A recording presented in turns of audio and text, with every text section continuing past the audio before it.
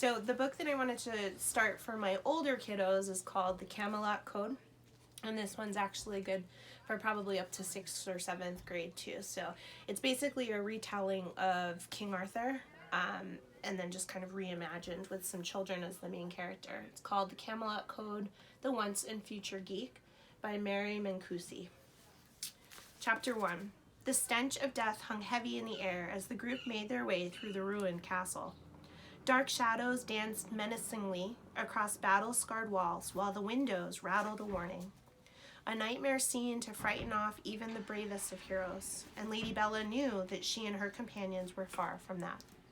But they'd come too far to turn back now, and so they pressed on through cobweb-draped halls, down crumbling stone steps, ducking low-hanging archways, crossing rotted-out floors, until the corridor dead-ended at the matching set of iron-bound doors, looming tall and wide before them. The entrance to the sorceress's chamber. Lord Vanquish raised his glowing red blade while Sir Melvin mumbled protection spells under his breath. Bella's staff crackled with magical energy, and a chill tripped down her spine. This was it. This was really it. We have fought long and hard, my friends, Sir Melvin proclaimed, his deep voice booming through the chamber. At last we stand at the doorway of our destiny. A small grin crossed Lady Bella's face. She couldn't help it. They'd waited for so long for this day, and now it was finally here. Her heart pounded in a mixture of excitement and fear. I'm ready, she declared. I have one final question, Melvin continued, before we enter Morgana's chamber. He turned to her, his wizened eyes piercing her with a sharp intensity. One very important question. Yes, she whispered, drawing in a shaky breath. Melvin gazed at her solemnly. Why haven't you done the dishes yet? Wait, what? Sophie, I'm not going to ask you again. Lady Bella, aka 12-year-old Sophie Sawyer, groaned as she yanked off her headphones and threw them down on her computer desk. Seriously? Seriously? Shaking her head, she banged out a message to her friends. Lady Bella, hang on guys, I'm getting major dad aggro here. Pushing away her mouse, she rose from her chair and walked around her unmade bed. She had to admit, her father had a gift. A really, really annoying gift. She pulled open her door. Sophie, did you hear me? Her father was still barking from downstairs. Oh, she'd heard him all right. All 10 times in the past 10 minutes. Problem was, she couldn't exactly explain to him that though it might appear to the ungeeked eye that she was just sitting in her room messing around with her computer, she was actually in the middle of something pretty epic. And the dishes would have to wait. She stuck her head into the hallway. I'll be right down, she yelled, hoping to score 5 more minutes of peace. Enough time to get through this last fight. The 3 of them had been building up to this battle for over a year now, leveling up and gaining skills it took to bring down the numero uno boss of Camelot's honor, the evil sorceress Morgana. She couldn't log out now. Returning to her computer, she jammed the headphones back over her ears. Lady Bella, I'm back. Let's do this quick. Grabbing the mouse, Sophie placed her character into the position alongside her teammates, Lord Vanquish, her best friend Stuart Mallory, and Sir Melvin, one, a surfer playing with somewhere out in California. Pressing a few hot keys, she prepped her shield, readying herself for the fight. As a shape-shifting druid, Lady Bella had the most important role in this battle, also the most difficult. She needed to morph herself into bird form, then fly above the sorceress, disarming her force field before Morgana could cast her annihilation spell. If Sophie failed to do it in time, it was game over for sure. She gritted her teeth, but she'd practiced this. She would not fail. Lord Vanquish, go, go, go! They stepped through the doors into the sorceress's inner sanctum, a windowless chamber with black walls and high ceilings disappearing into the darkness. For a moment, the chamber appeared empty. Then Morgana drifted out from the shadows, the music swelling in her wake. Foolish mortals, she purred. Do you really think that you can defeat me? Go, Melvin cried. Now! Lord Vanquish charged the sorceress, shield up and sword ready. When he reached her, he slashed down hard, a bite that should have cut her to the bone. Instead, the blade bounced harmlessly off her skin, her magical force field protecting her from any harm. Morgana cackled, raising her hands above her head, a cloud of black smoke swirling, as she drew energy from the elements to aid her cast. A firebolt shot from her fingers, striking Lord Vanquish square in the chest. Only Melvin's lightning-fast heel kept him upright. Melvin turned to Bella. "It's all up to you."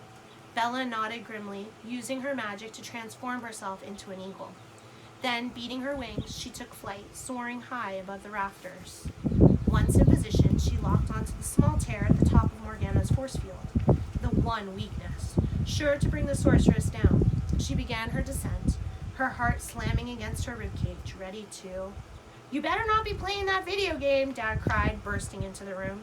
Startled, Sophie knocked the mouse with her hand, and the game spun, completely distorting her perspective. By the time she regained control, Lady Bella was on the ground, dead, along with Lord Vanquish and Sir Melvin, utterly annihilated. "No!" Sophie cried, staring at the screen in dismay. "You killed me!" Her father rolled his eyes. "Funny, you still look pretty alive to me, which makes me wonder why you haven't done the chores that I assigned you this morning." He wagged a finger in her direction. "Get to it, young lady. I'm not going to ask you again." Sophia slumped. "Fine," she said. "Can I at least say goodbye to Stu first?" Her father frowned, looking as if he wanted to argue, and then he sighed. 5 minutes, then I want you off the computer for the rest of the day. Go get some sunshine or something." And with that, he stormed out of the room, slamming the door behind him. Sophie could hear his loud footsteps clomping down the stairs. Awesome. Leaning back in her chair, she scrubbed her face with her hands. Lady Bella now stood resurrected in the graveyard next to Lord Vanquish and Sir Melvin. Alive again, but all for nothing. They'd been defeated, and the online game wouldn't give them another chance at slaying the sorceress for the next 5 days. Her phone started ringing. I know, she said as she answered. "What happened? You totally had it," Stu cried on the other end of the line. She could hear the disappointment in his voice. Stupid Dad. He had no idea how his interruption of Sophie's virtual world affected other people's real lives. "What can I say? My father has an epic finishing move." She stared glumly at the screen, where Melvin was saying goodbye as he prepared to sign out of the game. She quickly private messaged him an apology. After all, the guy was a good player and had become an online friend, though neither she nor Stu had ever met him in real life. She didn't want him to get annoyed at them and decide to leave their guilt. "You can say that you're getting a lock on your door for a start." Sophie snorted. "Yeah, right. Like my dad's gonna go for that." She pressed a hotkey, bringing up Lady Bella's Pegasus mount, and then started her flight back to the main city of Camelot. "Don't worry, I'll think of something before Friday." There was silence on the other end of the line, and for a moment, she thought that she'd been disconnected. And then, "Friday?" Stu asked. "Yeah, we have to wait until the dungeon resets before we can try again," she said, surprised at having to explain. Stu was the ultimate expert on everything Camelot related. In fact, he often spent more time on the game's wiki boards learning the fights than doing his homework. "I know, but couldn't we do it Saturday instead?" "Well, actually, no. They're doing that patching, remember?" she said. "The servers are going to be offline all weekend." "Oh, right. What do you have against Friday?" "Oh, nothing. I was just thinking of going to that pizza night thing with the team after the game." Sophie frowned. "The team?" she repeated before she could stop herself. Then realization hit her. "Oh, right, soccer." She made a face. It had been 3 weeks already, but it was still hard for her to believe that her best friend, for some unfathomable reason, had made the crazy decision to join the school's soccer team. An unexpected move that reeked of his stepbrother, Lucas's influence. Lucas was the resident jock in the family, a star player on their school's football team. Stu, on the other hand, had always been more mathlete than athlete, a geek of the highest order. Until now, that was. "Just tell them that you're busy doing something actually important," she said. "Like downing Morgana with your best friend. I'm sure they'll understand." She said it as a joke. She expected him to laugh. Instead, there was dead silence on the end of the line, causing an uncomfortable feeling to worm its way to her stomach. What was going on here? Did he actually want to hang out with the team? Off the field? Instead of playing video games with her? They always gamed on Friday nights. It was tradition, and he was going to break that now? Now that they were up against the most important fight of their gaming lives? Stu cleared his throat. "Look, I'm sorry, Soph. Can't we just do it Monday instead?" He paused and then added, "I mean, it's just a video game, right? It's not like Morgana is going anywhere." She stared at the phone.